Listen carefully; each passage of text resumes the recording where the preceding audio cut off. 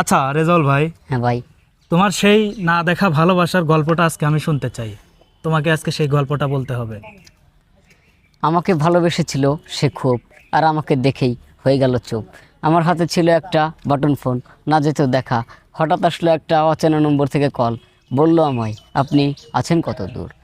বললাম আমি, কে বলছেন আপনি? উত্তরে আসলো, আমি মায়াবিনী। Sorry, wrong number. আবারও কিছুদিন পর আসলো কল।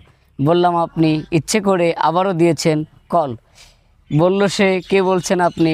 উত্তর দিলাম, আমি রেজাউল কারিম তালুকদার। তালুকদার ভেবে হয়তো বাসতে চেয়েছিল ভালো। বললাম আমি দেখতে কিন্তু কালো। আমারে দেখে ভয় পায় রাতের আধারের আলো। দেখতে যেমনই হও না কেন তুমি, তবুও তোমাকে ভালোবাসবো আমি। বললাম আমি, দেখা করো তুমি। দেখা করলাম আমি, সেদিনই বুঝে গেলাম আমি, না দেখা ভালোবাসা কতটা দামি। নিজে